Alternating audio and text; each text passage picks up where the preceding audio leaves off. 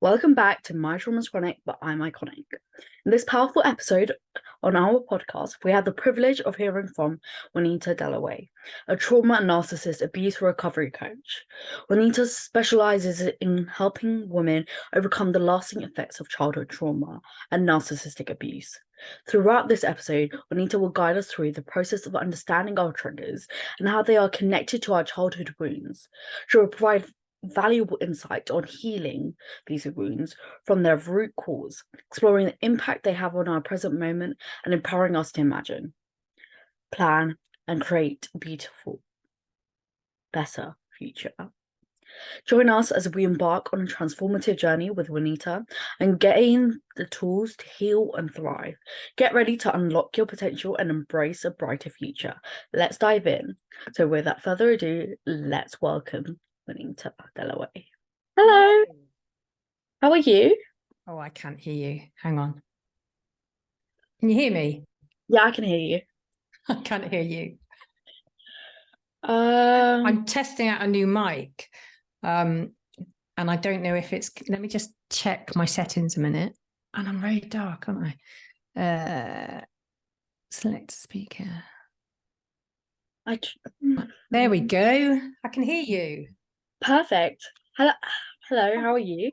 All my lights. I'm very well, thank you, lovely. How are you? I'm doing okay. Yeah, I'm doing okay. Oh, that was a curiosity. I don't know. That's what I'm trying to convince myself. If I convince myself that enough, go on then. Then hopefully it'll be okay. You will be. It will all be okay. Yeah. It will all be okay. Hang on, let me just put my blinds down a minute. I love your outfit, and I saw your post on Instagram, and you love what?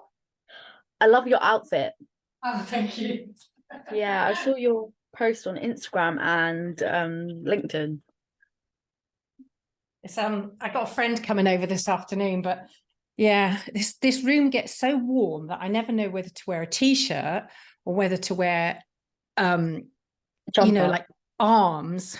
Anyway, so how are you feeling about the podcast today? I'm really excited.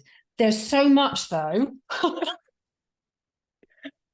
The one thing that I don't want to do is give away all my secrets, you know, give away everything that I use, like all my tools and tips. So some of it I might be a bit obscure about, but that's only because, you know, doing this work.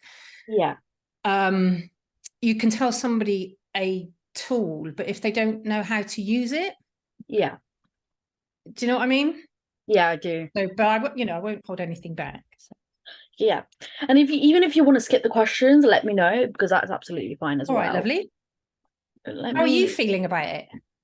I'm feeling quite excited. I've been looking forward for this. Yay!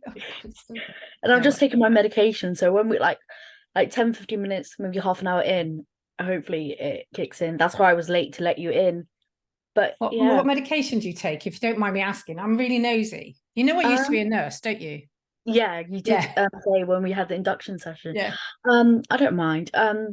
So in the morning I take sertraline and I take atomoxetine. Ooh, don't know that one. The atomoxetine? What's that one? That's medication for ADHD. Oh, okay. Yeah, I don't know huge amounts about ADHD, although I read a lot about it. Yes. And then at 5 o'clock I take quetiapine and I take atomoxetine again, and then at around 9-10 o'clock I take melatonin, which doesn't work. But it doesn't. No. A lot of people swear by it, don't they? A lot of people do swear by it. I feel like a lot of it's like it's like a placebo like effect. Yeah, if you like, because of you read about it and then you're like, oh my god, this is amazing, and in like bar salts they have a bit of melatonin in it, right? So like I feel like people convince themselves, but at the same, it might be great for some people, but when you have the combination of neurodivergence as well as trauma, the likelihood of it's working is not. But you know what is good? Zopiclo. Amazing. Oh no. No. I've had Zopiclone, and this is Juanita in her own little planet. With Zopiclone, I'm on another planet. I inhabit another planet. No. I took that for quite a few years when I was very, very depressed. And it was very nice. It's a nice feeling. But oh boy, the following day, it's like, oh, no. So did you take it for your sleep? What did you take it for? Yes. Yeah, no, I took it for sleep because I had depression, but I was also very, very anxious and very, a bit like yourself, very, very, my brain would start off at night and that was it. I was getting no sleep at all because of the anxiety. And that led to nighttime eating as well. Yeah. So I would get up, I would eat, but not know I'd eaten. And the only way I'd know is because of the detritus in the morning time. Ah. So I wouldn't know, but it was because I wasn't eating during the day because I was so anxious. And then, of course, my body is saying, you need to go and eat. So I would get up at night, eat, have like cereal, because my body was saying, give me fuel. And So, and Zopiclone didn't help with that. So, but I get it. I get that nice, oh, yeah. Like, that's really like, wow. Like, for me, when I was on it, I had the best amount of sleep. Yeah. And I don't, like, even looking back, I don't think it affected me the next day at all. But I guess my body does have a very like high resistance to medication as well. I think a lot of people have sensitivities. I do. I can't take things like cocodamol. That will put me to sleep. I have to be very, very careful about what I take because I'm so sensitive to it. Yeah, it's very interesting because my father was a drug addict. I didn't know him as a drug addict, but before like the first few years of my life, he was.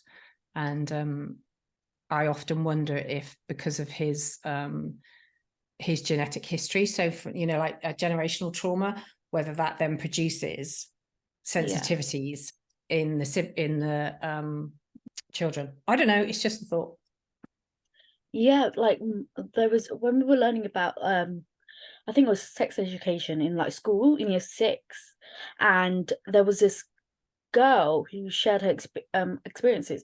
She wasn't even born, but because of the father's genes, they said if you continue smoking, your children are very much likely to die. And it's like and there's no time to when you have I guess when you have like children or somebody's pregnant with, is like you have to be really, really, really careful.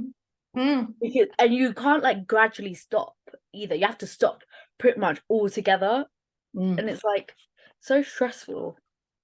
Yeah, it's very, very interesting. I don't think, and I think that's where trauma comes in, I mean, sure, we'll talk about this, but I think that's where trauma comes in. It's like you look back as to why people have got these habits of smoking and drug taking, and it's because they suffered their own trauma. So if they don't sort it out, you're then, it is fascinating. And it's a massive wake-up call as well. Absolutely. So like, get your life sorted or let it fuck up. Are you ready to get started? I am. Let's go. So I've already done the introduction. So because a lot of people don't like to hear about themselves. I don't care. So that's already done. So don't worry about that. All right, lovely. Let's go. So I'm going to send you these 6 questions, which are not on the paper. Oh, okay. Yeah. Because it's a weird place to just jump in when you go to like understanding triggers and nervous system responses. So these are the questions. Okay. Are you okay with the questions? Absolutely. Let's just ask me anything. Yeah. Okay, great. So how did you become interested in trauma and narcissistic abuse recovery coaching? So my actual understanding of trauma came from my own journey. I had a lot of counselling, a lot of therapies when I was young and throughout my life. A lot of it talking therapies, and I was still getting the internal critic, the very negative beliefs about myself, the very negative self-talk. And also I was very triggered, which I didn't understand. So I started on my own journey, and I had hypnotherapy. And that's when things started to kind of click into place. It was a particular hypnotherapy called RTT. And that's when things started to kind of click. It's like, oh, this is what's happening to me. And I just followed the path. I kind of followed, okay, so I became an RTT therapist, so a hypnotherapist, but it was finding that whilst I was helping clients to understand where they were coming from, what had happened to them, I wasn't doing the holistic care around the trauma work, so what happens when they left me. So that's when I started to look at how I filled my own gap of knowledge. And that's when I started to read books like Gabor Mate. And then again, another hypnotherapy session with regards my mother. Yeah, we're going to ask a question. Yeah. Sorry to interrupt, but before you continue, you keep mentioning RTT. Oh, yeah. Okay. Tell us what it is and what it's about. RTT is it's a method of hypnotherapy. It's very structured. It's called rapid transformational therapy. And probably the major difference between that and other hypnotherapies is it specifically gets the client to look back at a situation that might have contributed to the way that they're feeling about themselves. So it's very kind of specific. And there's a few other things in it. It's very structured. So it's developed by a lady called Marissa Peer. So that's what it is. And it's quite different to normal hypnotherapy, but it uses the same methods. So I had another hypnotherapy session, and it was all about who did I think had loved me and betrayed me. And it wasn't my mother. And it clicked then that my mother never, ever loved me. So that's when I started to unpick, why didn't she love me and her behaviors? And that's when I started to understand, actually, she probably has a lot of narcissistic traits. And so I found a course that married the two up.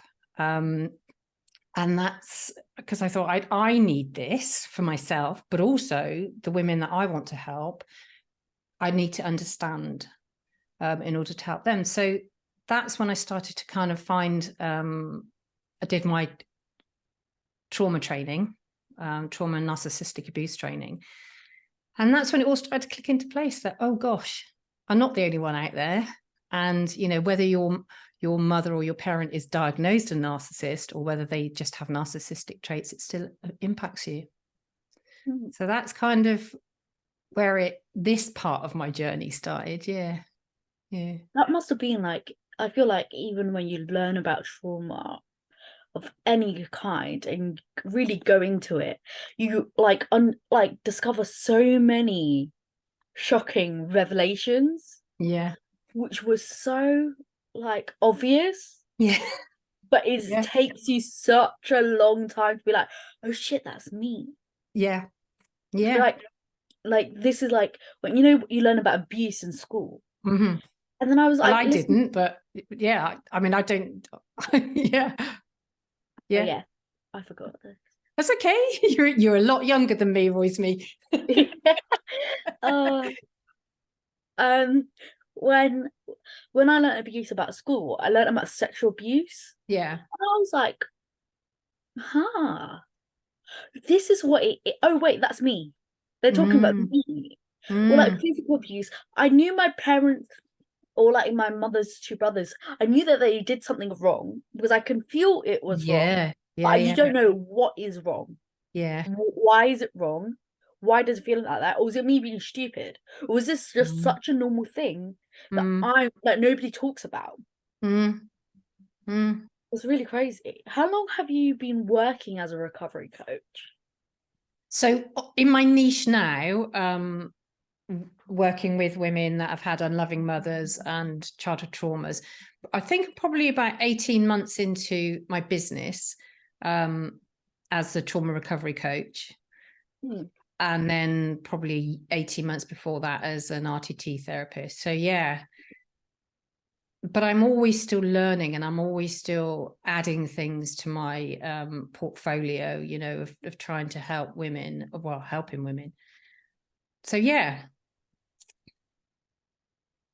So what approach or techniques do you use to support individuals in their healing journey?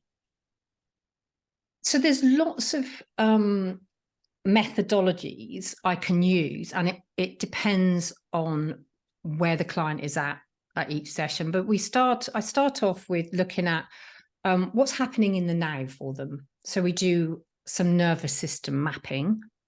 You know, do they understand their triggers? What happens in their body when they understand their triggers? So they actually understand, and then give them methods of calming themselves, of understanding their own nervous system, because there's no point in trying to do any you know, inner child work or forward looking work unless they understand what's happening in the now and can control it and understand that they can control it. So that's where I start. And then the kind of next part is looking back. You know, there's a lot of talk, oh, well, we don't need to look back. Well, we do need to look back, because we need to understand the process that got you to where you are. We need to understand what happened to you, what beliefs you made about yourself, and that affects your behavior. So we do that I'll do that with something. You can use hypnotherapy, or what we call somatic belief reprogramming, where we get in touch with your inner child. Other techniques, brain spotting is amazing. That is absolutely amazing. That is really powerful for clients to just let go, to process, do their own inner processing work.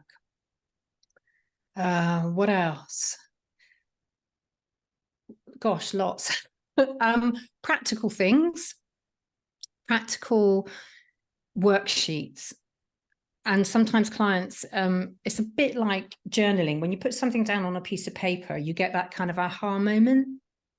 So there's practical things, particularly if they're in difficult relationships and they want to put in boundaries, we can do practical work. Right down to, you know, are they in a relationship that they want to start to get out of? I have had recently a young client where I went through all the steps that she could do.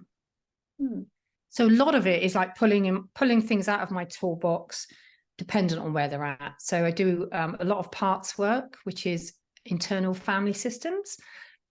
And that's very, very interesting, understanding why these parts of us come up.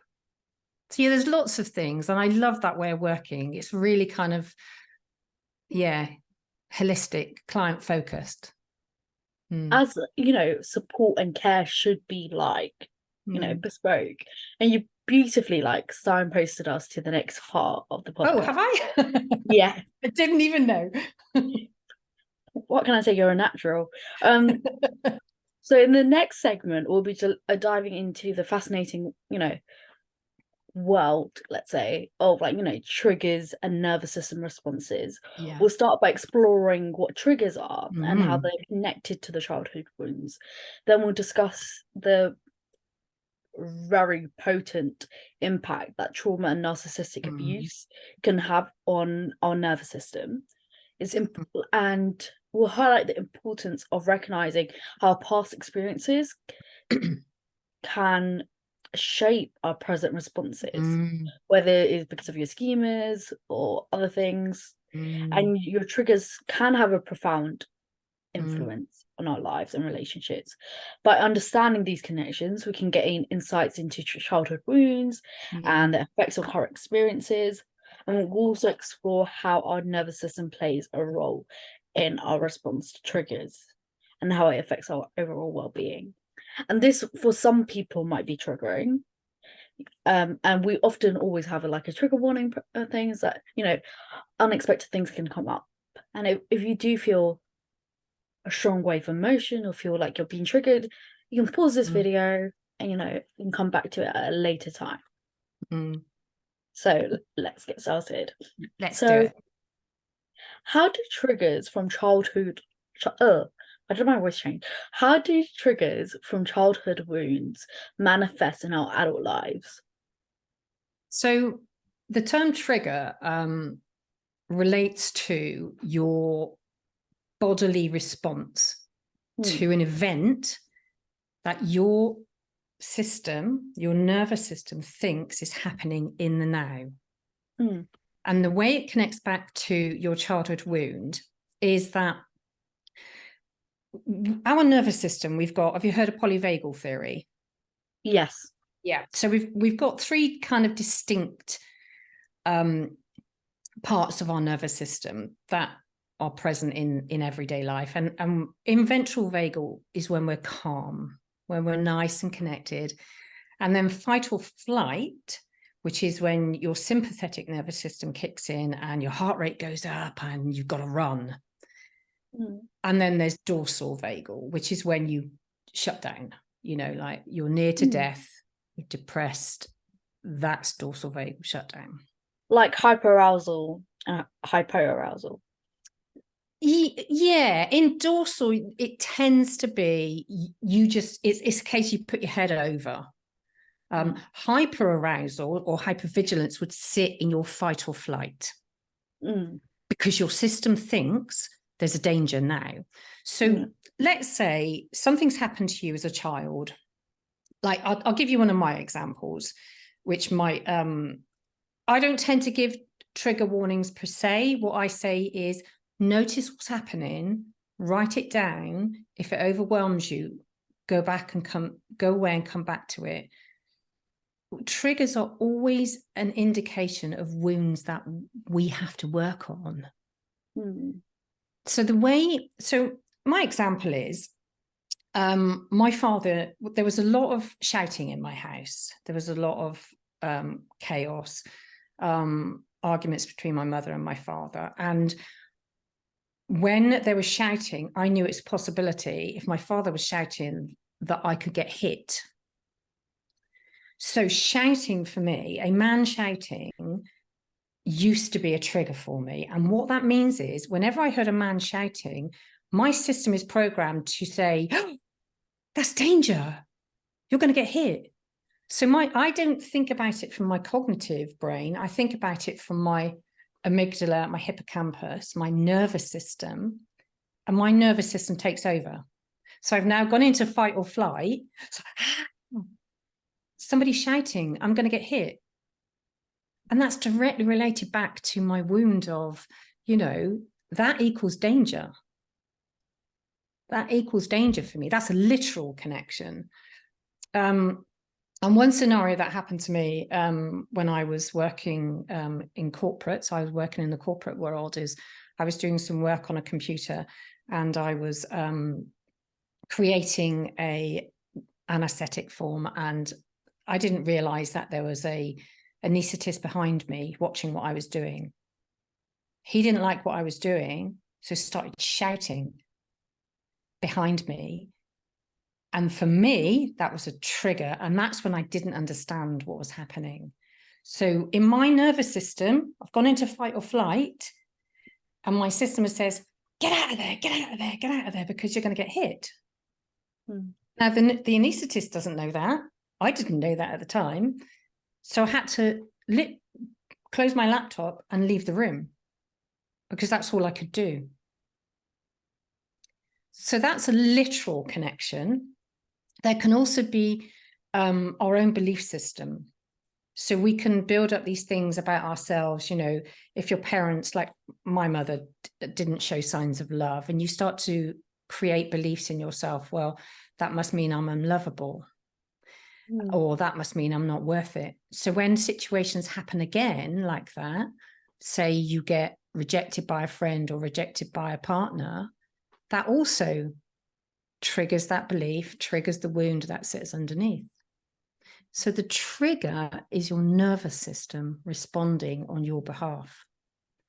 And excuse me, some people will go into fight or flight. So we'll go from calm into fight or flight, and then we go into dorsal. It's a ladder type. It's not, but some people like myself, when I have some triggers, I don't anymore. I used to go into shutdown. It's completely shut down and go to bed because the world hates me. I'm not lovable. I'm stupid. And that's it. And literally go to bed and put the duvet over my head. That's like, I can like sense the familiarness. I feel like I've done that before. I don't know what it was, but like, yeah, it's really interesting. It's like, and it shows the, like, yeah, let's use the word spectrums of reaction as well, because, you know, even though, you know, it triggered a feeling of danger and be like, I need to get out of there, you were able to, you know, shut your laptop and just leave the room, no matter how stressing it was. Whereas I, like, if shouting was a trigger, there'd be a few options. I either would just leave abruptly, or I would either start shouting or becoming physically aggressive. And it's really, like, not crazy, but like interesting to see how, like, everybody reacts really differently. Yeah. And what they think is appropriate in that moment to deal with it, or what they feel is they're capable of dealing with at that moment. Absolutely. And that's why these things are so personal, working with clients. And I think the appropriate word, I would kind of challenge that. It's all you know. At that particular moment in time, that's all you know. Because when you go into fight or flight, part of your nervous system, your thinking brain, this great frontal area of yours, shuts down because you don't need it. You don't need it when you're running away. You don't need it when you're fighting. You just need your body to perform. So all of those options to you that you learn, oh, okay, well, I can do this and I can do that, and those go out the window. So part of the work that I do is getting the clients to notice when they're triggered and to notice it coming up in their body, because you always get signals, always. And it's at that point that you start to calm. It's not when you've gone from calm and you're in fight or flight and you're it's noticing when it happens and putting things into place, calming yourself. And I feel like like, I was wondering if you could, like, explain further the, like, the intricate connection between trauma, triggers, and the nervous system. So, excuse me, trauma does change our brains. It does. So when you have consistent trauma, or, you know, we're talking chronic trauma, childhood trauma, narcissistic abuse, it changes our brains because our amygdala gets bigger, okay? Because it has to be on alert all the time. And I won't go into the complete technicalities of the HPA axis, but when your amygdala is always on alert, so you're always looking for the next thing, like hypervigilance, you're pumping out lots and lots of hormones in your body, cortisol, adrenaline, that's happening through your body. So if you were programmed like that as a child because of all these things that were happening to you, that carries through to your adult life. And unless you retrain yourself, you will continue to have those responses and those reactions, because of the trauma that you experienced physically changes you. It also emotionally changes you. You know, go into things like attachment theory. It changes how you respond. If you didn't get love with your caregiver, your mother, then you're not going to know how to respond to people. So that kind of trauma in your childhood actually affects, again, your nervous system and the way that you communicate. So you and I now are very calm. We've got eye contact. If you don't learn that as a baby, you struggle with connections as you grow up.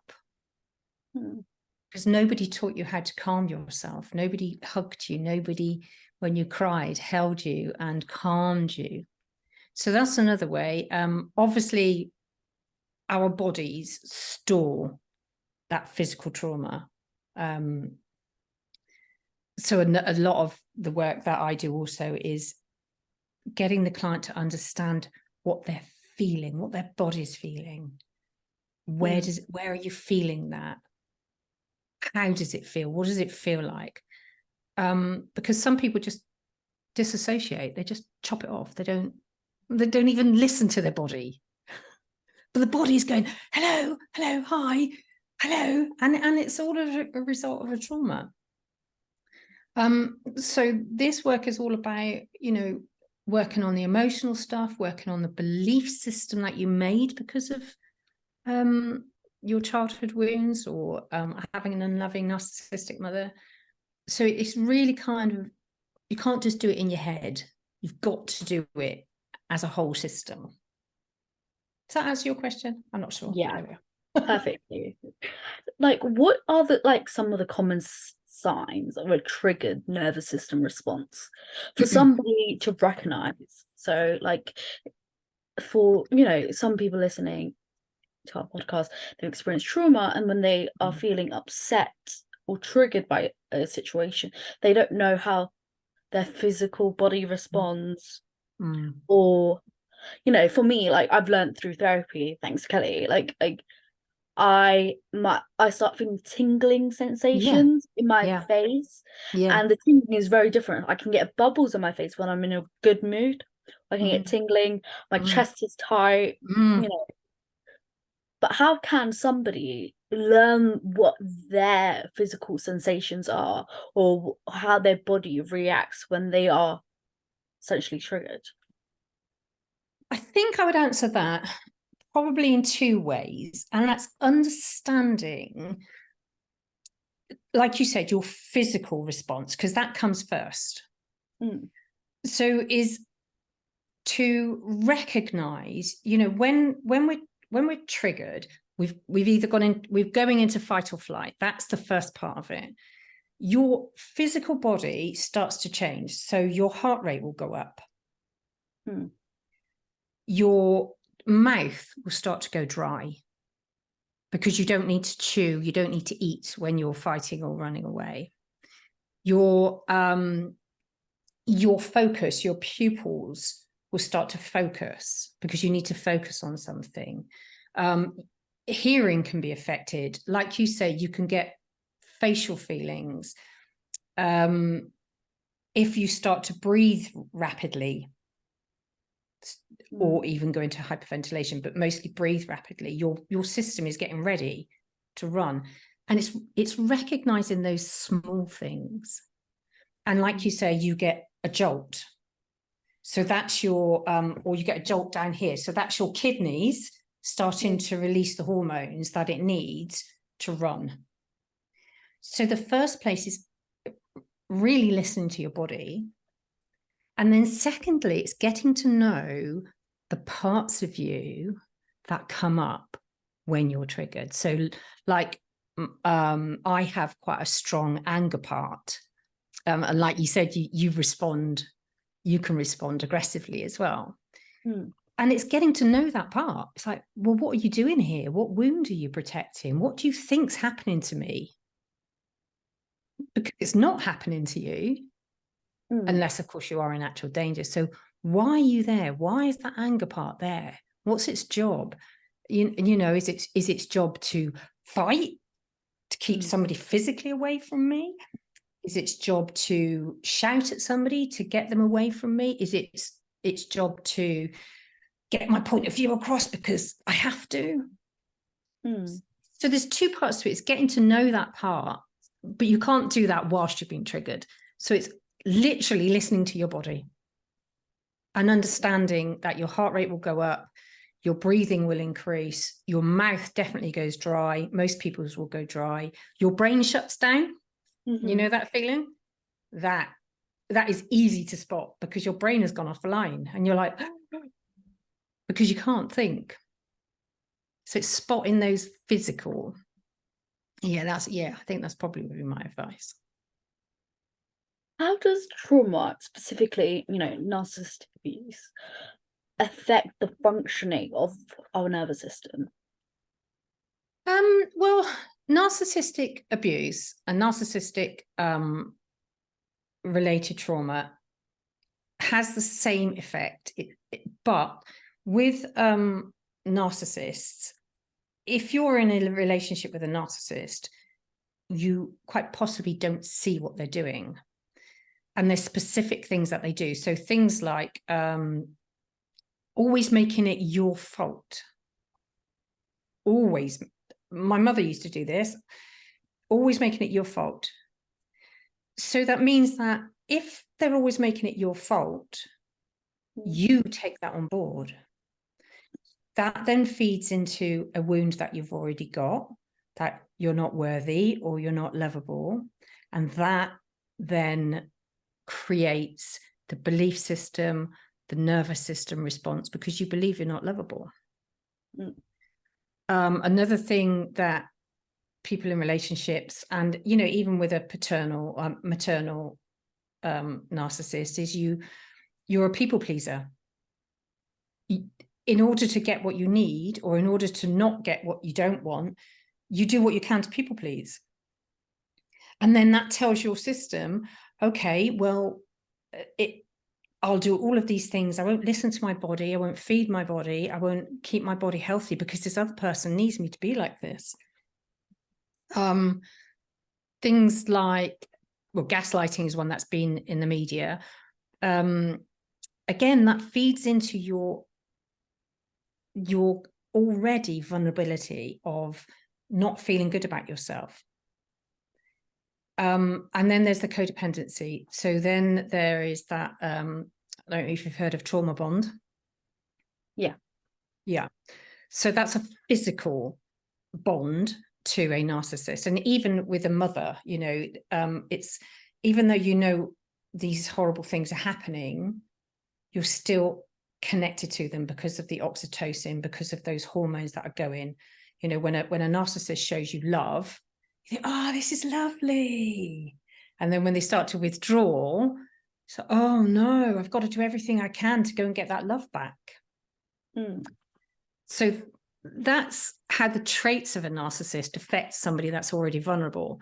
And most people, when they end up in a relationship with a narcissist, obviously aside from mothers, is they have a vulnerability anyway.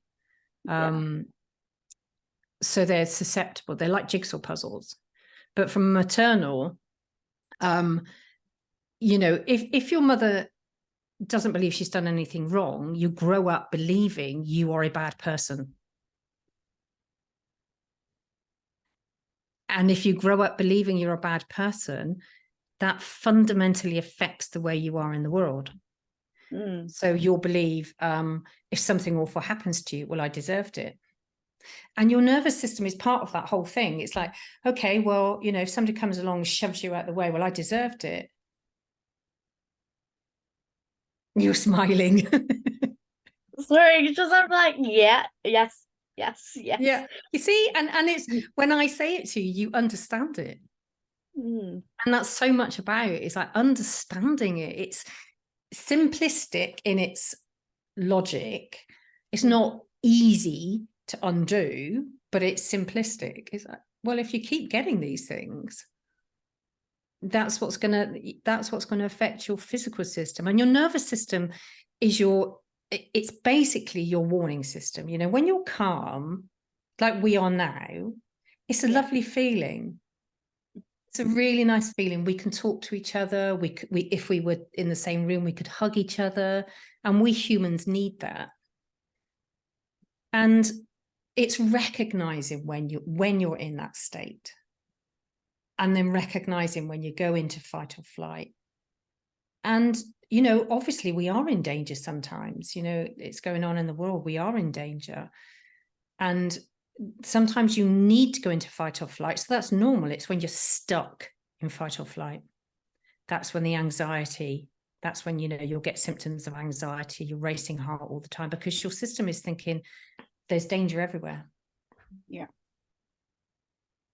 So it's working for you. It's doing the best job that it can. And, you know, the fighting part is our amygdala. So what role does the amygdala play in triggering a fight or flight response? So the amygdala works with other parts of your brain and your body as well. It's directly connected to, well, it's not directly, but through a loop, it's connected to your kidneys and adrenaline. The amygdala is your early warning system. Okay. And that's what senses the danger. Whether it's real or not, that's what it senses. So it's the amygdala's job to sort of be at the front end of that process of sensing it. Uh-oh, there's danger. And then that whole process kicks off.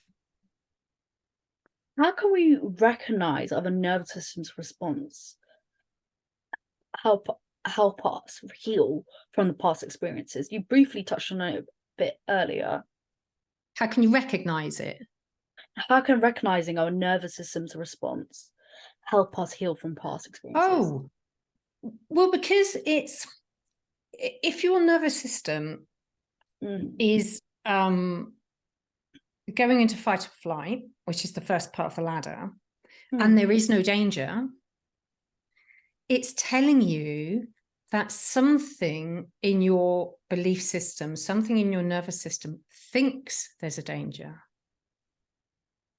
So in order to understand what that nervous system response is connected to, you look at the wound that sits underneath.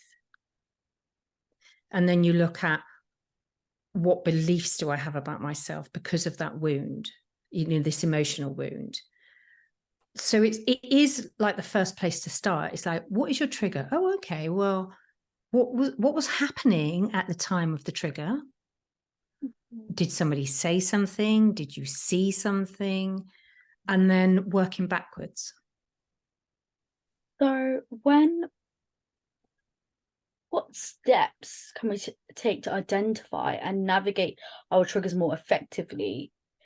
And how can we distinguish between, oh my God, this is a genuine threat? Yes. Or this is a trigger induced response? Okay. I'll tell you that from my own experience. That's a really great question. I would honestly say, to start to recognize them, if you are in a situation, you know, like a lot of people that have suffered trauma, they're called too sensitive, over emotional. You recognize that? Yes. Yeah. Because your nervous system is going, whoa, there's danger, danger, danger. So if you know that you do these things, write them down. Write down what you were doing, what you felt. That's the first place to start, is to start to identify what your trigger is, and then start to connect it to your physical body. What was the other part of the question? So I've forgotten now, sorry. It's okay. How can you distinguish between a triggered induced response and, you know, like an actual potential threat? Okay, well, obviously, if you are in threat, you know, if there's logical things, you know, like you can see it or feel it, or it's happening, then you're in danger, and that's a normal response. I would talk from my own experience. I think you just have to keep doing it. You have to keep looking at what's happening inside of you. you have to keep looking at why that's happening, and then you have to work on it. And, you know, my partner is very much supportive of me in my own healing and, you know, in my work. And he'll say to me, oh, you're almost normal. Because sometimes I'll say to him, is that a normal response to that? You know, because things like noise, I'm very sensitive to noise. And sometimes I'll get really upset about it. And I don't know if that's a normal response. And you'll say, well, actually, yes, it is, because it's frustrating if somebody else is being noisy. So that, I think there is a part of learning it for yourself, you know, and it's checking in, you know, checking in with what you really feel about it. Yeah. And you just keep doing it. Just keep working on it. And how do triggers from childhood wounds like shape our present experiences and perception? Yeah, I'd say I would probably go back to before the trigger. How does the trauma affect us? Because it doesn't just affect our nervous system, it affects our emotional belief system as well. So if you have suffered trauma as a child, or, you know, you've got a mother that doesn't love you, it starts when you're born, or even before you're born. So if your mother is always anxious, or your mother doesn't want you, she produces that energy, and she produces those hormones in her body, which then come into your body. When you're born, if your mother or your caregiver does not support your own nervous system by mirroring what you should be doing, so calming yourself, if she doesn't hold you, if she doesn't love you. So when a baby comes, gets mother's heart, they feel mum's heart, and it's calm. So if a baby cries and mum picks them up, and mother's like, oh my God, the baby isn't co-regulating, the baby isn't feeling that it's safe. And that carries on through life. So there'll be situations where you'll go in and you won't feel safe, but it's actually safe. The triggers themselves, I'll speak for myself. I didn't realize, as I said, until I started to understand trauma work, what was happening in my physical body. And somebody could say something in a meeting and my brain would shut down, and I'd be thinking, oh my gosh, I'm going to get the sack, and I'm going to lose my house, and I'm going to be homeless. So it affects every part of your life. Relationships. If you don't believe you're worth loving, guess what kind of relationships you're going to end up in? Abusive. Exactly. If you don't believe that you're clever, that was one of mine, I thought I was stupid, you're then not going to push yourself to your potential because you just think you're stupid. Or you'll go into a room and think, what will other people think of me? So it affects every part of your life. How old were you, if you don't mind me asking, when you realised that? Which? Which bit? When you realised during the trauma training, you realise, oh, this is, my mother didn't care about me, my mother didn't love me. That was, I'm 57 now, so that's probably when I was about 52, 53. I'd never been under the impression that my mother liked me, for sure. So I stopped contact with my mother almost 20 years ago now. It was an instant response. It was, if I don't stop this contact, I'm going to die because of what she was doing and made me believe about myself. But understanding the exact connection, no, it wasn't until, probably about 52, 53. And that's part of my mission, is like, why did I have to get to 53 to understand it? I want women to understand it as early as possible. As early as possible, because if you understand this, you'll realize it's not your fault.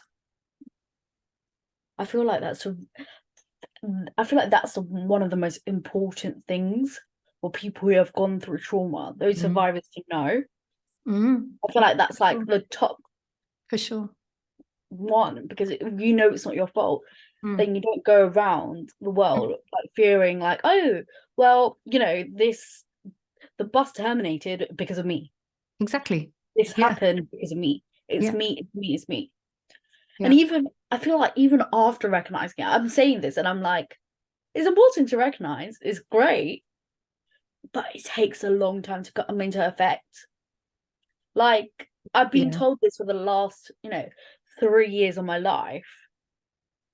But 3 years in, still I'm like, it's still my fault. Certain things and situations and stuff like that. And who knows? It might take another few years. It might take another decade. It might take for the rest of my life. Who knows? But like, I feel like when people keep telling you that, I feel like especially when you've been in an environment for so long, it will take so long for you to get out of that mind as well. And yeah, it's interesting because like let's just say around 24 months, that's a bit long, 22 months ago, it's like I was very sure, like, you know what, this is where you fucked up. This was during family call where I like screamed at them and like, this is where you fucked up. This is where you fucked up. One day I'm going to be successful and you wish you're going to be a part of that. It was long. It was much longer than that. A lot of screaming. But it's like to realize, when you're just sick and tired of everybody's bullshit. It gets to a point where you're sick and tired of everybody's bullshit. You're like, you know what? I don't even care. You might, I don't know about you, but I often do Google searches and social media stalking to see where they are of like my like abusers and stuff like that, to see where they're at their lives. I don't know why. It doesn't happen often. It happens every few, like a good every year and a half. So around every 18 months. And I'm just like, because and they're not in a place where they're successful. They're not in a place where they're, okay. And that brings me joy. I don't know why, but that brings me joy. That's a really, really interesting point. And there is a lot, excuse me. I mean, I don't know about the research on it, but anecdotal is that is a driver because you want to prove them wrong. So because of your trauma, so I had a client a long time ago who was incredibly successful, very academic. Underneath it was driven that she wanted to prove her mother wrong. So when you experience that, it's like, get curious as to why you're doing that. Why do you need to do that? And I feel like this sounds really like there's something wrong with me, which there is. I don't know. There's many parts, but like there's nothing wrong with you, Rosemary. There's nothing wrong with you. You're not broken. So this is let me tell you my experience about that. Okay. And I'm a lot older than you, and I'm a lot further down my healing path than you, is that you do get to a point where you have compassion. And I know that's hard to hear now, and also that's hard from a lot of my clients. But when you come to compassion, you're coming from a place of self. You're coming from your true self. You've got no parts of you blending with you. You're just coming from Rosemary.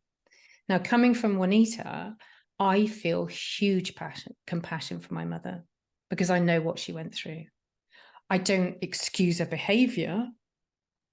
I don't have contact with her, but I have compassion.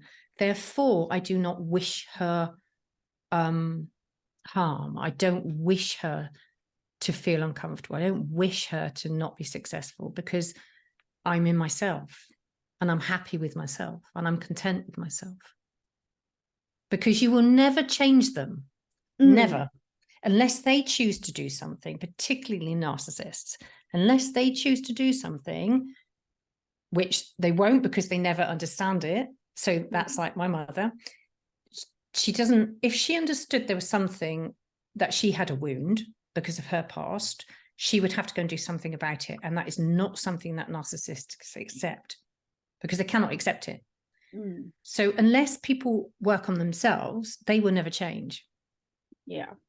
So part of our work as healing people is to acknowledge that and let them be. I feel like also it comes in a place from where it's like, I feel like if it was just me, I feel like maybe I could be in that position. But when it involves my brothers, my younger brothers, I know this sounds really strange. I see my brothers as my children. Nothing is ever strange. Nothing. I see my brothers as my children. Like when they get involved, this becomes a bigger problem. This is not just me and you. And I will go to any lengths to. And the thing is, you know, if I didn't make the disclosures I did make, I wouldn't find the extent of the abuse. Yeah. I thought my brothers really suffered, you know, physical, emotional. Yeah. But I feel like physical, emotional abuse, I'm not saying, you know, all abuse is bad, but like sexual abuse is really invasive. It's different. It has I don't know, it will affect you in a way that nothing ever will affect you. And if it was me, like, I'm not saying the abuse I've gone through is fine, but yeah, great, whatever. When it comes to my brothers, I'll be like, no. I would destroy you. Like, if I ever find that my mother's brothers or my parents weren't ever in a place to succeed, if it was my parents, I would think of it differently, because my youngest brother, he's like 8. So until he becomes an adult, I won't touch anything my parents do. However, when it's my mother's brothers, I would go to any lengths to destroy whatever success they have, because they don't deserve it, and they should live in a place of hardship. Because when you've gone through that, my brothers, you know, they've always struggled with mental health. Even when I was at home, they'll try to kill themselves. They're very depressed. They have, like, you know, instant anger. I guess we have that in common. But yeah, it's like, and you can tell. For me, ideally, my brothers were going through no suffering. I'll, you know, keep that safe. But once things involve my brothers, my compassion, my humanness is out the window. There's nothing. It would never. I would do anything to protect my brothers. I would go to the moon and back. I hear you, and I'm really, really, really sorry that you and your siblings went through this. I really am, and it is. You know what? It's hard. I feel like I find it much more harder than my brothers went through it. For me, if what I've gone through, I don't really. I know this sounds bad, but I'm in a place where I'm like, yeah, whatever, you know, affects me, but it's like, but when it's somebody as young as, because I've gone through sexual abuse when I was 7, right? When somebody's a literal fucking baby, that's different. Just for I mean, I don't know if this part of the podcast will go out, but just for clarity's sake, as regards your brothers and the potential for harm, presumably that there are services involved. Okay. So I feel like if my brothers were to get like bruises or something like that at school, social services would get involved again. But at the moment, like, nobody's involved. I guess their like network is like school, and that's it. Okay. Or the GPs or whatever. But my brothers don't have anybody involved. But at the same time, my mother's brothers don't live there anymore. But okay, I get you. You don't have to say. It was just a concern that I had, is that, you know, if this is a possibility, then services need to be informed. And I hear you, and I suppose what I would kind of say to you is get compassion also extends to yourself. Yeah, that part I think I struggle with. I don't And, think and I noticed you said, I'm not analysing you, but I noticed you said that you don't care, because that little Roisme didn't get her needs met. And that's another thing about working with clients is looking back at your child, getting back in touch with your child, is to understand what needs were not met. Yeah, and I feel like, and the thing is, even thinking about it, from what I got told and from what I remember, I always cared about other people more than me. Mm. It was always a thing. But I feel like younger Rosemary, I don't know, she finds happiness through other people's happiness. If the people that she loves and cares about are happy, she'll be fine. And that's another part of, growing up with your needs not met, is you have this belief that if I make other people happy, that makes me okay. Yeah. And that's great, as long as in that process, you do not neglect yourself. And a lot of people pleasers will do that. I had a client who was an incredible people pleaser, and she would do all these things. And actually, when you asked her what she did for herself, nothing. This reminds me of the situation. Like one of my love languages is acts of service, like Oh yeah. gifts and stuff. Yeah. And like I love gift shopping. Like at Christmas, that's one of my favorite times. I love shopping for other Put the people. credit card away. Oh my God. You know what? I don't have a credit card. If I had a That's credit good. card, it's gonna become a problem. Like literally, I'll be in debt. My children's children will be in debt. I'll be, oh my God, no, oh God, no. A So credit if card? you were my client, I would say to you, okay, so you've probably got a people pleasing part. Is the part of that people pleaser, is part of its job to go out and buy things for people? Because if I go and buy things for people, they then think that I'm a lovely person, because inside I don't think I'm a lovely person. Yeah, my therapist, Kelly, mentioned that as well. My therapist, like there's more like in the, but the thing, I just enjoy it. I just enjoy it, but like, oh my God, I know that person was like, I've already like sorted my Christmas presents out. It's great. Like I've sorted my Christmas presents out. I've sorted everybody's birthday who's in the tops, like in the first 6 months of next year's gets out. Like I just enjoy it. It makes me really happy. Do you remember you had a question earlier and you said, how do you know when your nervous system, it's an actual situation or it's a trigger? It's the same with this. Excuse me. How do you know that when you buy somebody something, it's an actual, oh, I really want to do this? Or is it underneath, I want to do this because I'm getting what I need from it? No, I just like to see other people. Okay, then me saying that is like, oh girl, but I really enjoy it, because I like to see I do. I love it. I love buying things for my partner. I love it. Yeah, but it can be a part of, a part of you that does it because you need something from it.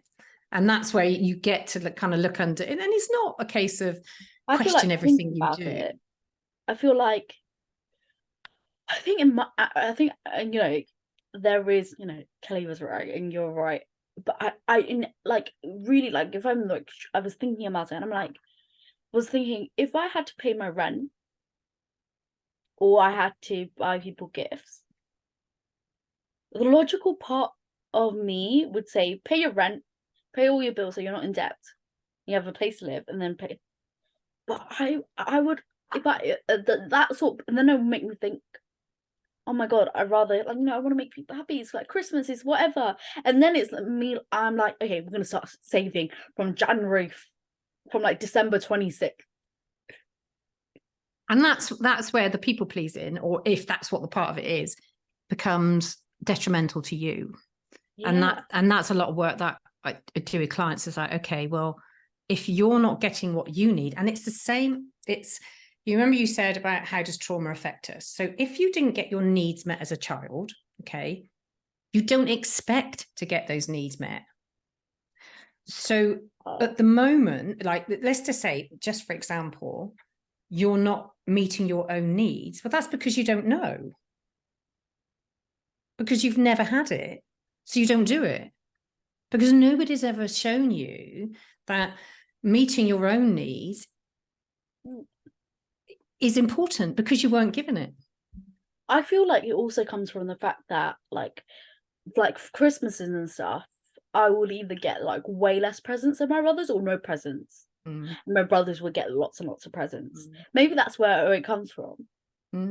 Because I'm like, like it feels really shit. I won't even get a fucking card. I'm like, oh my god. Neither will I.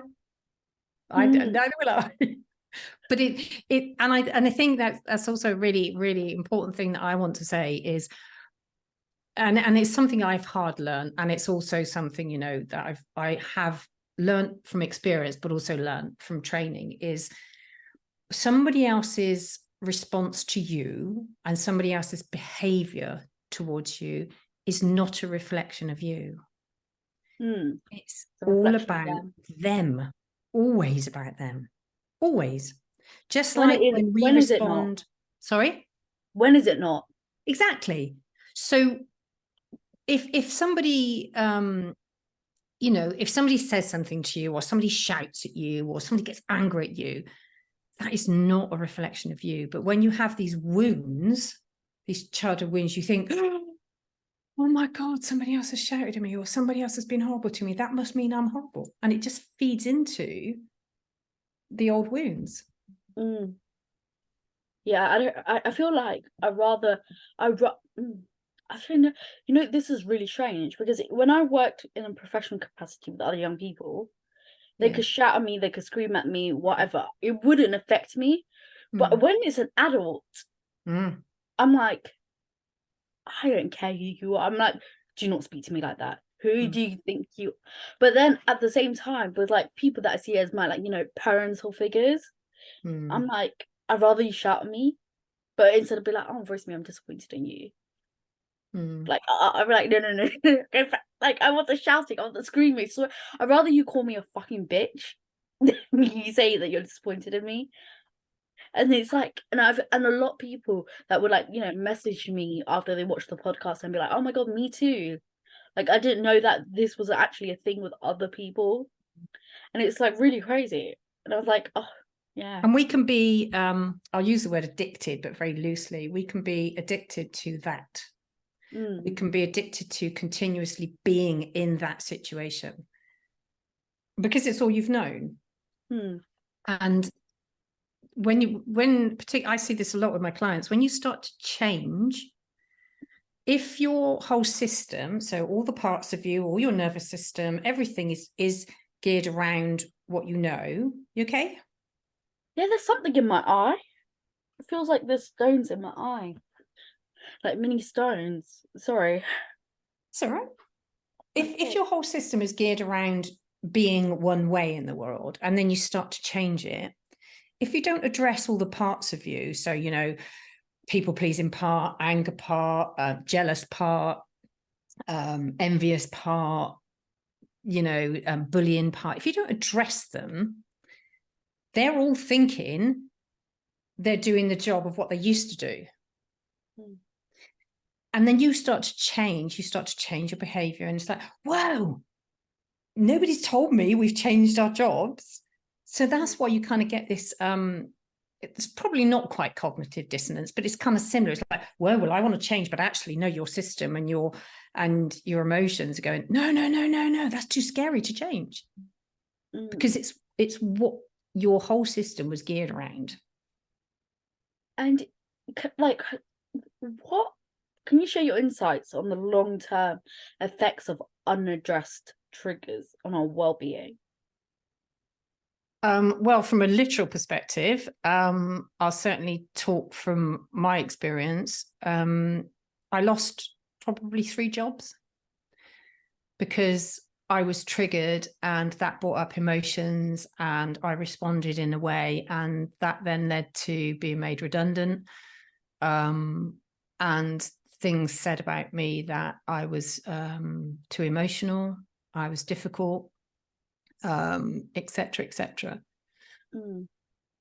At the time, I didn't understand that that's what was happening to me. So that's from a literal perspective. And also, you know, if you get triggered in situations where other people don't understand it, so in school, in workplaces, you are then at a disadvantage. So for instance, like in schools, and I'll talk from my own experience, you know, if you're always hypervigilant, okay, because of your trauma, your system is looking around, even without you knowing, is sensing what's happening to you, okay?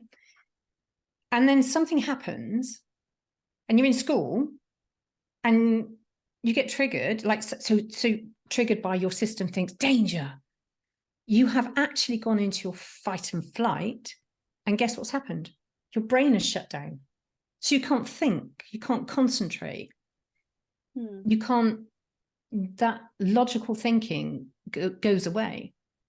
So whatever situation you're in, whether it's college, whether it's school, and in my case, nursing training, I was getting triggered all the time. I just didn't know. It's like, oh, God, these people don't like me. Oh my God, I'm rubbish. Oh my God, I'm stupid. And then this part, have you ever seen this? Brain in the palm of the hand? Yeah. Yeah. Well, your amygdala and your hippocampus take over, and your logical brain shuts off. That's how we're designed. So if you're ever in a situation where you need your logical brain, and that's shutting off, so work-wise, career-wise, relationship. I'm so sorry. No. Let me pay attention, because you start talking about the brain in the hand, and then my ADHD started going off. I guess a bit of my autism. I started thinking about it literally, because you said brain in the hand, and it took me a while, and it's like, why does she have her brain in the hand? I can't see it. And then I was like, okay, she's talking about it metaphorically. Oh, that picture that I saw. Okay, brought back there. And then metaphorically, I was like, it's a way of describing, in a very, very simplistic way, what happens when you're physically triggered. Yeah. So this is your brainstem. This is your amygdala. This is your kind of, you know, amygdala and hippocampus. This is your frontal lobe, where you do your thinking, mostly anyway. And then when you get a trigger, right, you're quite happily sitting there, like I was with the anaesthetist, quite happily sitting there building this anesthetic form. I hear a shout. My brain's gone offline, and my amygdala is now in control. So even if I'd have wanted to sit there and continue to build this form, I couldn't have done, because my brain's gone. And then I was thinking, should I want to go to a butcher's and get an animal's brain to see if we can see all the different parts? Do you know, I'd probably go online and find a picture. Yeah. And also, I don't have one, but also you can get models that show you. Butchers. Well, they wouldn't be the same as ours. The structures are similar, but they wouldn't be the same. And that's just because of, you know, they don't need all this, but they'll have an amygdala. Yeah. This is me medicated. Please don't, no, you don't need to go out to the butcher's and go get a pig's head. I'll get you a picture and send it to you. Good thing I don't have a credit card.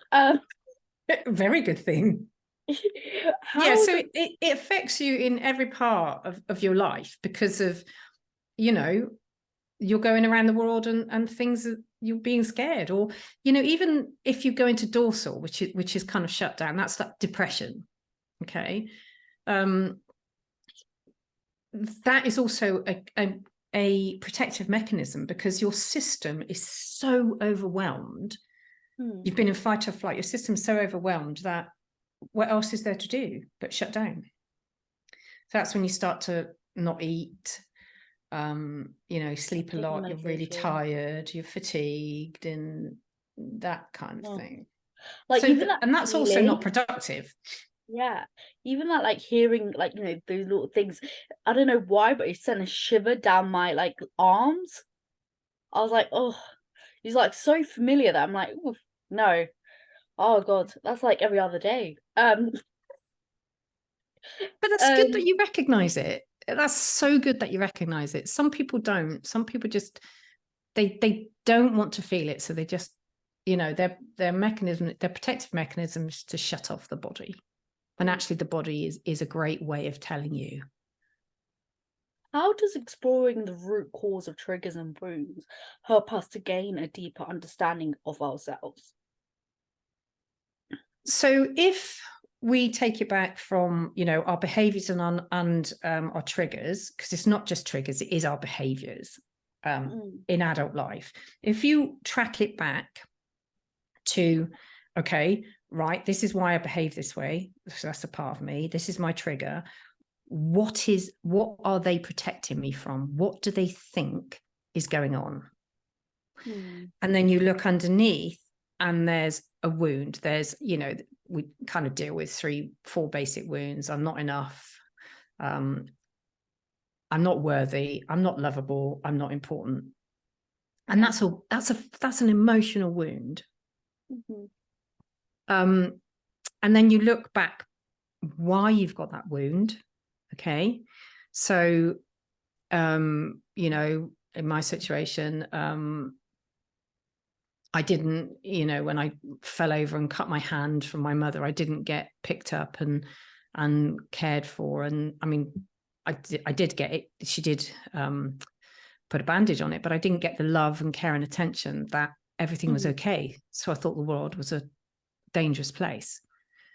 So tracking it back, and you also make beliefs about yourself, which are not true. So once you understand, once you've gone back and understood where it comes from, you can start to unpick it then. So my belief about myself, that I had a belief that I was ugly. I'm clearly not ugly, am I? But that was a belief that I had, is that I was physically and spiritually ugly. But now I understand where that comes from. I honestly can heal that part of me. I've healed that part of me. What are some of the common attachment difficulties that can contribute to triggering emotional responses? I'm not an expert in attachment theory. I know a lot about it. I trained as a counsellor, and that's part of training. I would say anxious, avoidant. How it affects us is, let's talk about it in a nervous system way. And I did touch on it, is as a baby, when you're born, you need to know that the world is a safe place. The person you get that from is your mother mostly, or your caregiver. If that mother has an anxious, avoidant attachment style, or she doesn't love you, she's not going to care about you. So you're not going to be held, you're not going to be comforted. So you don't learn how to co-regulate. So your nervous system never knows how to stay calm. You don't learn that. Others is, I can't, gone off my head now, but if a child continues to cry, continues to need attention, and nothing comes, they eventually shut down, because they've learned that I can cry and I can be in pain, but nobody's coming. So that will sit with you throughout your life. And there's also a lot of research about relationships. Actually, I listened to a podcast the other day. Do you listen to Stephen Bartlett, Diary of a CEO? Yeah.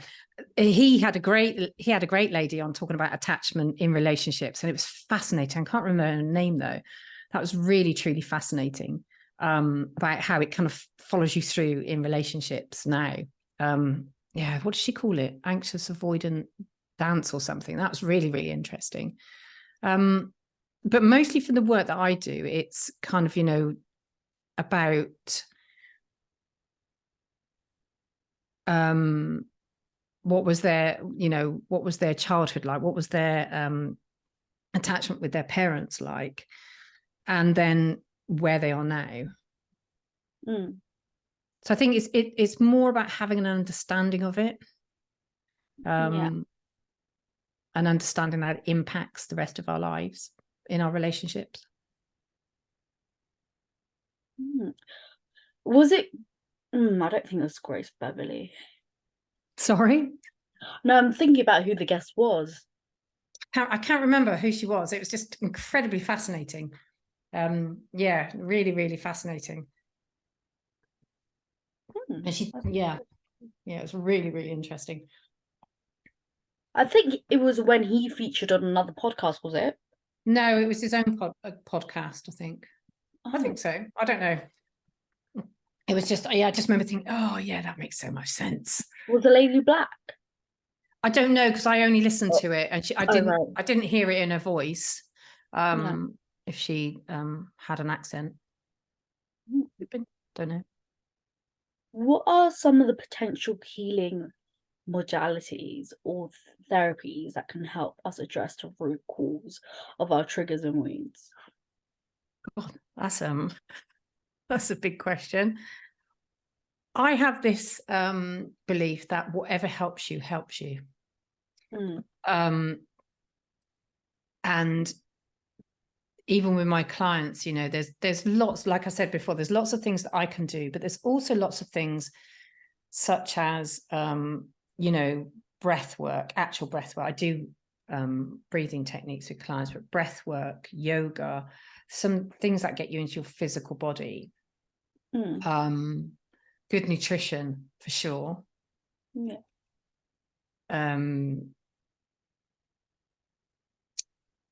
Modality wise, I think from my perspective, I've gone through a lot of them.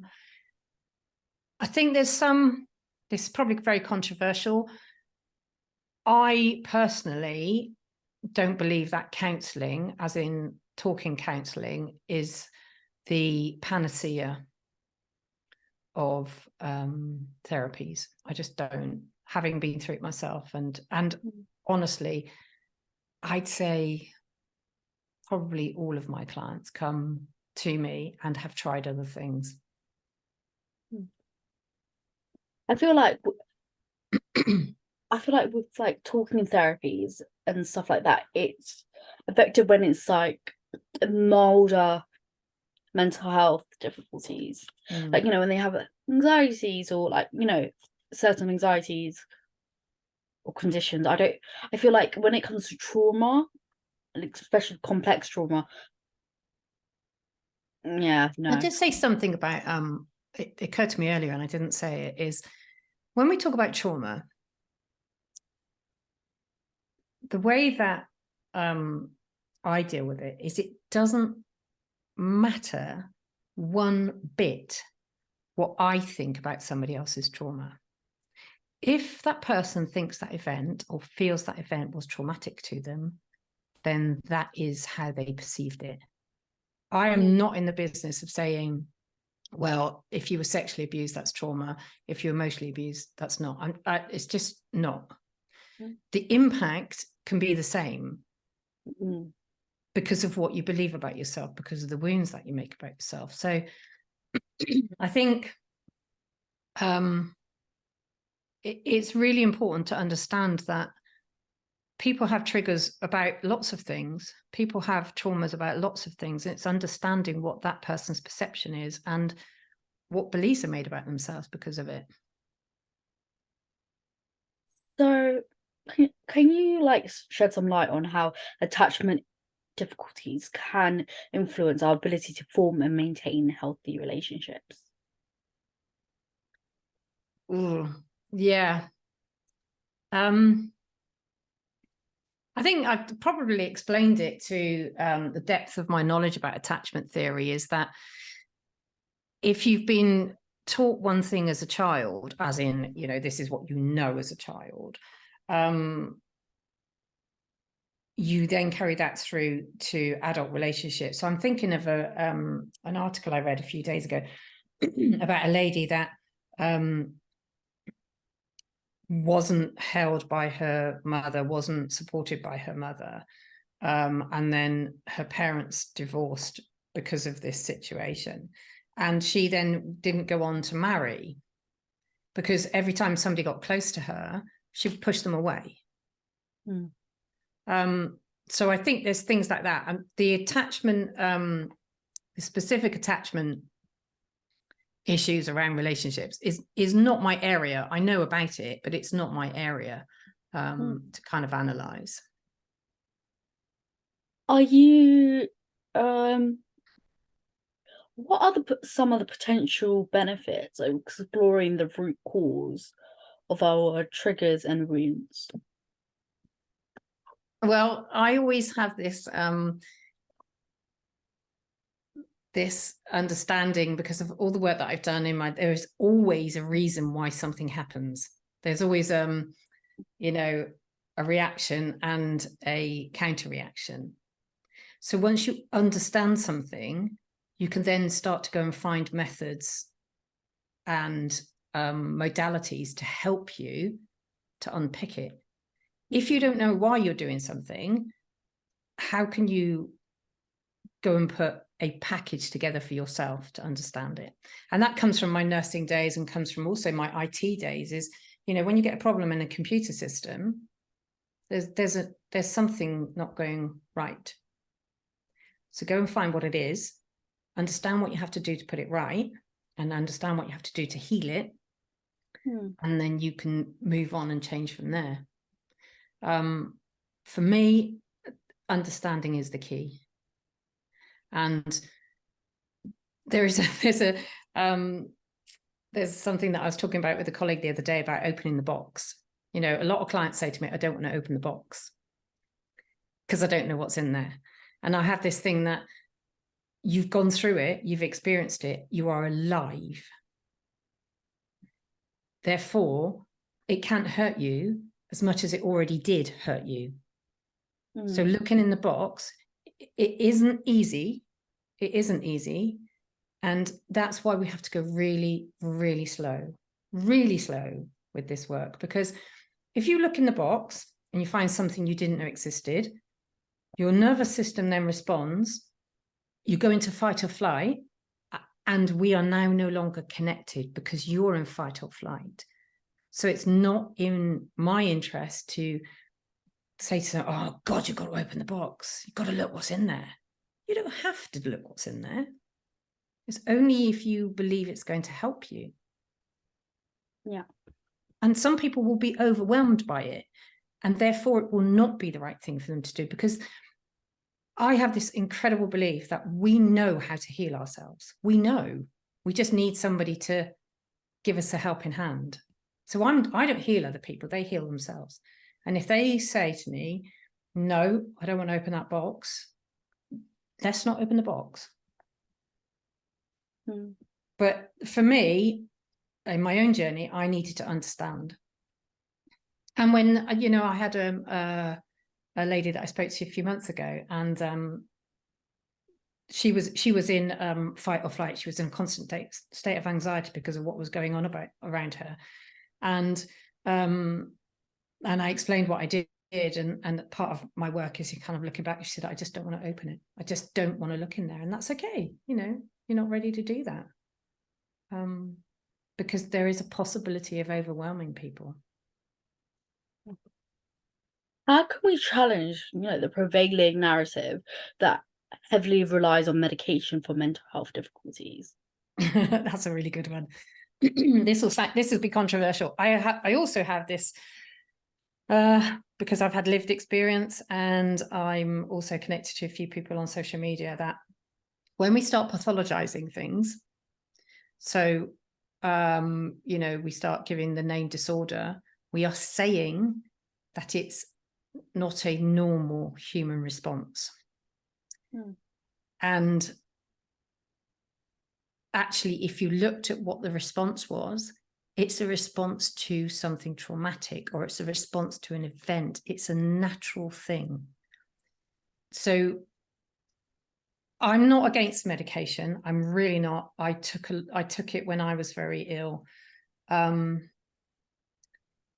I think what is very, very prevalent today is, particularly in this country, I can't talk for other countries, is you go to a first-line doctor and say, what's wrong with you? And you get drugs. And that, for me, should not be the first line. Yeah. The first line should be support, mental health support. So, yeah, I do want to challenge that narrative. It's very difficult because once you start putting yourself out there and saying, actually, you know, if you looked at this person's past, do you understand that these are normal reactions to what happened to them? They're not disordered. They're not broken. And it labels people as well. And, and that's not something that I like doing. They're changing, like, I think a few at a time, or like some of the diagnoses are changing from disorder to condition. I know they're doing that with ASD to ASC. I still use ASD because it's just so familiar and it sounds better as well. Like, I don't know, that's just... What's ASC? Autism spectrum condition. Right. So autism spectrum disorder. Yeah, ASD. I don't know. And I feel like this has changed. Maybe that's why I'm finding it difficult. But like, it's and I'm like, even if you change that one letter, you got not changing people's mindsets. No. So I'm like, keep it as a disorder, do it, whatever. It's still going to have the same effect. People are going to see that because of this certain label or diagnosis, that, you know, they have something wrong with them. You know, and the thing is like, for me, I love, like, you know, diagnosis, labels like that when it comes to not retrieving, that's a weird word. For Accessing. getting the help, accessing, the help and support I need. And apart from that, I don't need it. It's not benefits to me in any way, shape, or form. And I think that's a really, really good point to make. And it's this is a very, well, it's not cynical. This is my experience, is that we have you heard of the DSM? Yeah. Right. So the DSM, if you look at, like, with a narcissistic personality disorder, there's 9 traits that you have to have in order to be a narcissist, according to the DSM, which is what all the psychiatrists use to diagnose. Okay. So does that mean then, if this person does not have all nine of these traits, they don't have narcissistic personalities, therefore the person that is on the receiving end of that, it's not really abuse because they don't have all these 9 traits. So if they looked at all the research behind it, which, you know, we could fit so many symptoms, because that's all it is. It's saying that with this disorder comes these 5 symptoms, 9 symptoms, whatever. Therefore, we can prescribe this drug. Actually, what you should be doing is looking what happened to the person, what they went through, their belief systems, before you start to prescribe these massively invasive drugs. It's a mindset. There's a really, really interesting lady on Instagram called Dr. Jess Taylor, and she is about changing the narrative. Stop pathologizing, particularly women and girls. Stop doing it. And I find it quite sad that that's the only way you access that care, because it's very linear. It's, you know, if you have got this label of autism spectrum disorder, therefore you can access this care package. Well, why can you not access a care package when you don't have all of that, which you clearly need? You know, it's and it's so frustrating. It's like, and I feel like even if you have these diagnoses, certain diagnoses do not qualify as disabilities. That's one of the things that I've had, where I was in a meeting and they were like, oh, Rosie doesn't qualify under the disability. I'm like, what do you mean? Like, I do have a disability, something that is life altering or life changing, or or affects my everyday living is a disability. It may not be like automatically classed as a disability because, you know, lots of people are affected. But you won't say somebody's on a wheelchair and then sometimes they use crutches. That, you know, it doesn't mean that they don't have, you know, complex regional pain syndrome. So therefore it's not a disability.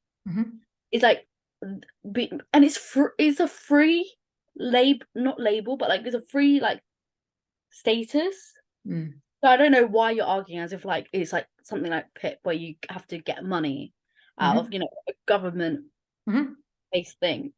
It's something that will help me get access support, and I had to fight for that. And it's like, how do I not? So you're saying that oh my god, I'm getting into it. Sorry.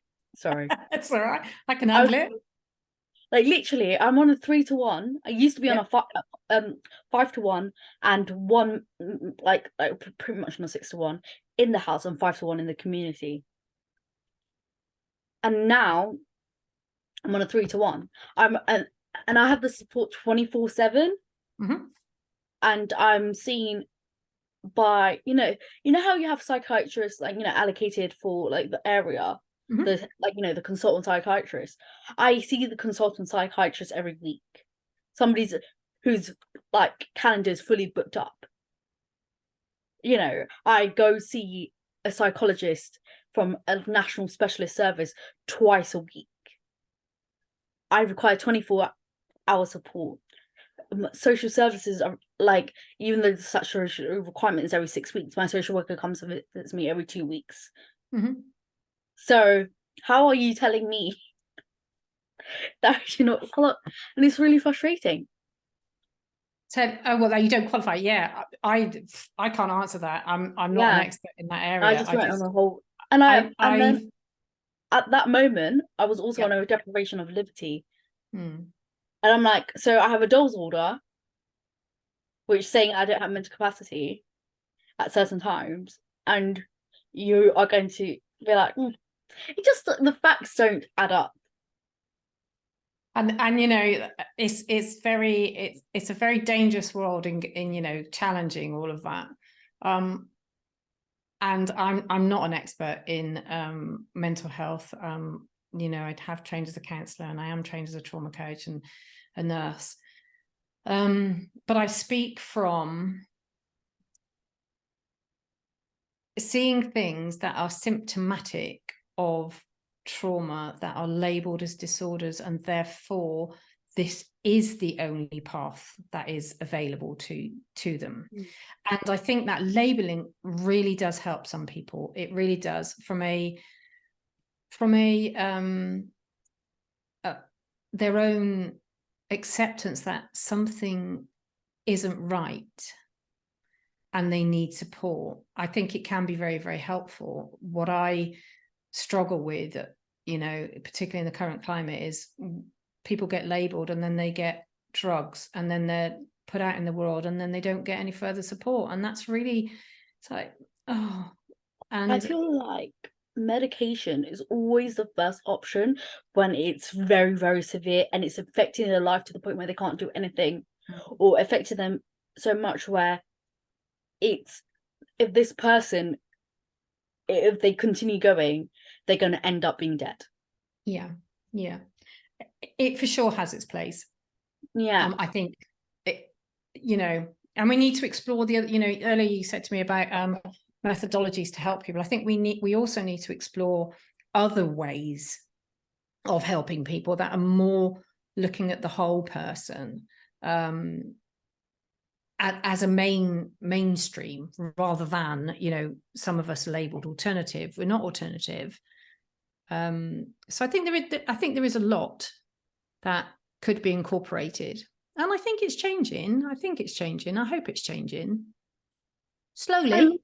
I love how your voice went from really confident to like, it's changing. I think you know, it's I'm not in it, so I don't see the changes. You know, it's like not being in the NHS anymore. I don't see the changes. I see externally. Trust me, you're not missing out much. You're not, So really not. I can only make that kind of, you know, I really do hope it changes. You know, there are, you know, people like I said, like Gabor Mate and all of this information that's out there about how trauma affects us. You know, what's his name? I can't remember it. Joe Dispenza. He's another chap. You know, you look at like epigenetics and you look at all of that. That's kind of out there. That explains things about trauma and our environment. It's out there, so I'm kind of hoping at one point it'll start to filter down into the mainstream support in mental health. There you go. That's a positive spin. I feel like that can definitely be achieved by, you know, in 4 generations time. Definitely can be achieved. You know, I feel like that's a realistic goal. Yeah. And like time in 4 generations, we can definitely see some sort of progress. We can start the progress. Let's hope for that. And those of us that are just chipping away at it, we'll just keep chipping away at it. Like, you know what? One of the disgusting things that I've ever heard from the NHS, this person who's an occupational therapist at Springfield. Are you gonna publish this? Oh no, it's very broad. Springfield is not like is an occupational therapist, but there's like Springfield is a big hospital site. Okay. Yeah. It's very just not feeling comfortable by kind of naming things. Oh, okay. So an occupational therapist at a psychiatric hospital. Okay. Yeah. They get adults with autism because, you know, a lot of people in psychiatric wards, they have autism. And so they get adults who have autism to come in to give feedback. And the feedback was given, and we were reading it in the group meeting. They were reading it out, and then she said, "That's so unrealistic. Like, seriously, how can these people live? Like, how do they expect this to be put into place?" And all of us started like looking at each other and started laughing. We're like, exactly. It's unrealistic because this world is catered for neurotypical people. I feel like psychiatric wards, they have a high population of autistic individuals. And I'm like, you can't even, even though it's a massive hospital site with like several wards catering for all different ages, you still can't accommodate that. So how do you expect the society to accommodate that? And I've written like this like essay, which, you know, I'm not doing my English GCSEs anymore. I've already got them, so I'm not going to do them in that way. And I'm gonna hopefully have somebody to help me, like, to publish it, not publish it, like make it into like a more visual piece, because it's really frustrating how, you know, we fit in this place and to know our place. And I'm like, and you know what? When people, I don't know about adult accommodation, but I think they also have a high population of people with autism. But I know definitely in like in children and young people, they like autism and ADHD, like pretty much everybody in the ward has it. And when somebody doesn't, it's like, oh, you don't. Oh, I see. Yeah, I get you. Yeah, it's like it's like a reverse. Yeah, Like, I get you. And it's like, and the thing is like, I feel like autistic people can be one of the loudest people in the world as well. I know I can be very, very, very loud. It's like, and we're all sensitive to noise and stuff, and we make accommodations for each other. Like the loudest person, like, you know, in the ward, if somebody walks past and they're noise sensitive, they will stop. They will literally stop being distracted for a few moments until that person's like out, you know, out of their way. And it's like, if somebody can make those accommodations even when they're distressed, why can't people make those sort of accommodations? I was like, I went on a whole tangent there. I don't know why. It's okay. I kind of have a different way of looking at the world and people, and I would just look at that person and the parts of them that are going on in that environment, and they're doing what they know. And it's no, you know, it's really easy to judge other people with a, you know, with a critical eye. And there are very few people, obviously there are people that do things for unkind, but there are very few people that do things with malice. They're doing it with a part of them, and it's understanding, you know, not necessarily all the time because it'd be quite tiring, but understanding that they're just doing the best that they can with the resources that they've got internally and externally at that time. And I think when I certainly know that when I've come to that point, it's so much easier to be in the world because you're not judging other people harshly. It takes a while to get there, but yeah. I feel like, you know, I have like, you know, questions written down. I feel like we've answered all of them, either through tangent or I feel like there is, oh no, wrong place. I think that might be have we answered the question that I sent you? What are some steps we can take to create a more balanced and nuanced understanding of mental health in our communities? Oh, that's a big one.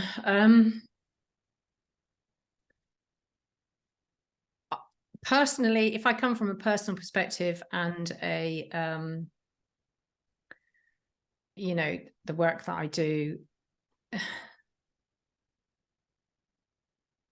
it is firstly for the status quo to change and incorporate lots of other ways that people have found to help. And I mean that from a broader perspective. I mean that from things like, you know, there's trauma coaching, there's trauma yoga. You can go and have yoga specifically related to trauma.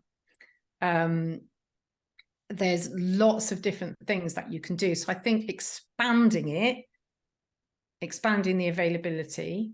You right? Yeah, I think somebody's cooking. Sorry. Oh. It's just strong smells all of a sudden. Yeah. And I think, you know, having worked in the NHS and having seen how very linear it is, but there's also lots of people that are doing lots of research and lots of really good things. And it's about, for me, it's about bringing all of the things that we know works and can work into that space, rather than it just being this very rigid provision of mental health care. Compassion for sure. And an understanding, and not personally, again, it is labeling. It's just, you know, do I need to know that somebody has got this label? I just accept them as they are. Yeah. But that's a very personal thing. That's what I do. It's very personal. I feel like, you know, you're right, there's education and awareness that needs to be happen. But for that to happen, there needs to be open conversations to encourage. Absolutely. That needs to be encouraged, to provide safe spaces where individuals can share their experiences and challenges without fear of judgment. And also that cultural sensitivity, recognizing and addressing these cultural stigmas and misconceptions surrounding mental health. And by understanding these unique cultural perspectives and beliefs, then we can promote inclusivity and provide appropriate support. And then it's the collaboration, which is, you know, with the open conversations, with the education and awareness, the research that's, like you said, putting into place. And I feel like the main thing is that barrier between management, like, you know, senior management and the people that are on the floor, you know, and what they're observing, what they have found out. And establishing support networks within the community, such as, you know, peer support groups or helplines. You know, with these can provide a sense of belonging and offer resources for individuals seeking help. And then, you know, lastly, I think there is sorry to interrupt, it's just come into my head and I might forget it. I think there's a really, really important that I'm still in the early stages of learning, but also it's about generational trauma. And when you talk about it from a cultural perspective, is understanding what's gone before that person and understanding how that then impacts the person, you know, particularly with some cultures, understanding what that culture has gone through. We hold this collective energy, it sounds a bit woo, but we hold this collective trauma from the past. Like, my grandfather was in a prisoner of war camp. But that happening has affected me, directly affected, if you look through the generations. And it's same with different cultures, this understanding, like what is a norm in some cultures, and what isn't a norm. Like, I'm very interested in your culture, in your background, and what is a norm and what is accepted. And I think it definitely is about understanding, and it's about not fitting people into this box of what and at the end of the day, whatever color we are, whatever culture we come from, we are still human beings. We were still all born as babies. We were still born with the capacity to love and the right to be loved and cared for. That's very profound, but it's my truth. Yeah, that's what I was thinking. Yeah, you are right. And, I feel like it's important to advocate for, policies that prioritize mental health and ensure access to quality mental health services for all. And I feel like this can drive a positive change if somebody made an effort to do so. It's all about effort, isn't it, at the end of the day? Yeah. And I also think, having worked in the NHS and having worked in healthcare IT and now doing this, we as human beings want certainty. And sometimes, people are not all certain. And policies are made with this very certainty. And like you were saying about, diagnoses, it's this very, very constrictive tick box that you've got to fit into. And we don't all fit into a box.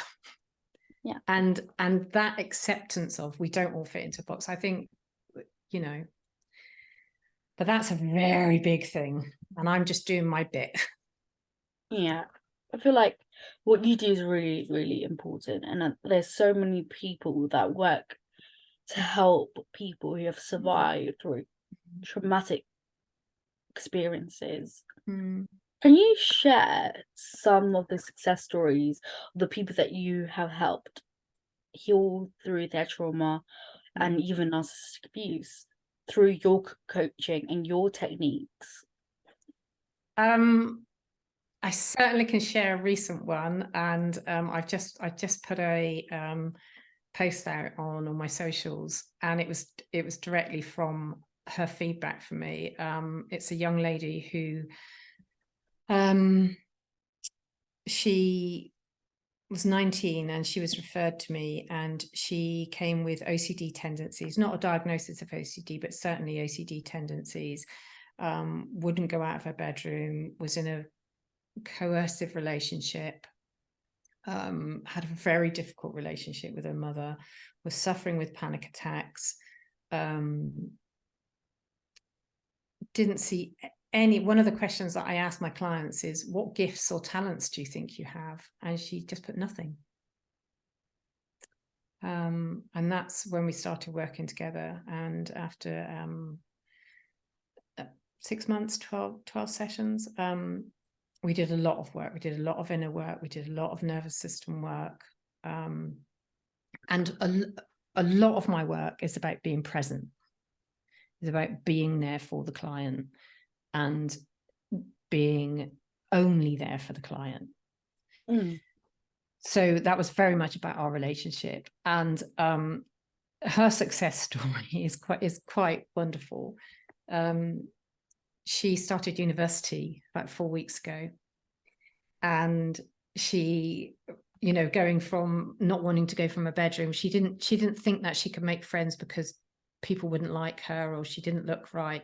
She's a stunningly beautiful girl, and she's now started university, and she's now part of the cheerleading team, and she goes out a lot, not just drinking, but she goes out a lot with people. She's forming friendships. She has a better relationship with her mother because she's not living there, and her mother now understands. We put in a support network around her as well, which included a member of her family. So she is an absolute success story. She really, really is. And the praise goes to her for, at 19, doing this work, at 19 being really trusting. And yeah, she's my current one that I could just praise all the time. Another success story was people pleaser. This lady was so people pleasing, and it was to her detriment. She absolutely did nothing to herself, and she was completely exhausted. And then when we started looking at her background, and I do something called trauma timeline, like looking at instances in her life, she started to understand why she people pleased. So that part of her was a people pleaser. And to her, that was a revelation. It's an absolute revelation as to why she did it. And she's also very aware now of the impact of her behavior and the parts of her had on her daughters as well. Yeah, so she left a job that she didn't like. She doesn't people please only like you know, when she wants to in it, and it gives her that sense of niceness, not because she needs other people to go, oh, you're okay. And that also stemmed back from her mother. Yeah, that's a couple. Yeah, I love it. I absolutely love the work that I do. It's not easy to hear people's stories, but I don't take that on, you know. It's all about helping them and getting them to understand that everything is connected, and it really isn't their fault. It's not their fault. There was nothing wrong with them in order for this to happen to them. And finally, Yeah, go on. on. Oh, sorry. No, you go. Finally, what's one thing that you're grateful for today? Speaking to you. Oh, thank you. And that's another thing with my clients, is they struggle to accept compliments, struggle to accept positive strokes. Do you want to know why I'm grateful for it? I feel like you're going to do it anyway. No, I'm not. It's only if you want. I feel bad now. Yeah, sure, why not? Don't feel bad. I'm grateful that I have had an insight into your world, for sure. As a you previously looked after young lady. I did do a very, very brief stint as a receptionist just after the pandemic in a secure unit, a children's secure unit. And that's when I started to understand what it's like to be a looked after person. And I also did a volunteering with NIAS. Do you know NIAS? National Youth Advocacy. Yeah. So I was also a mentor for a lady in there. So I kind of understood, that's when I started to understand what it's like to be a looked after person. So that's why I'm grateful, is for your insights into that world, and also your honesty in the struggles that you go through, because talking about this stuff then destigmatizes it. Something. Sorry.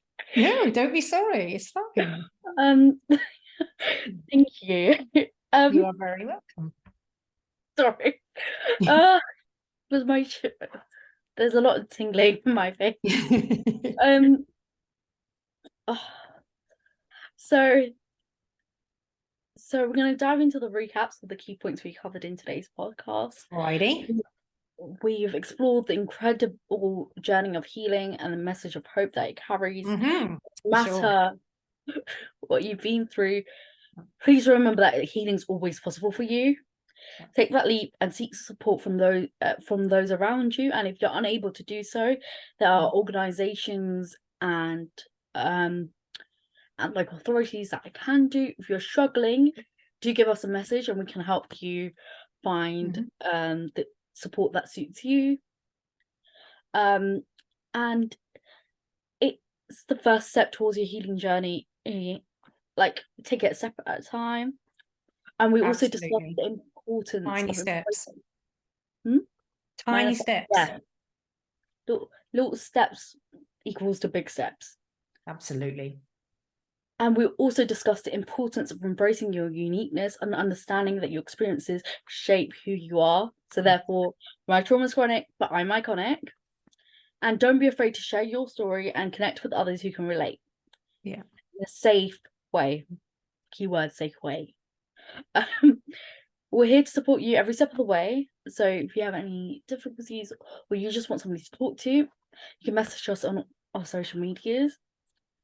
And then, thank you so much for joining me. You're very, very welcome.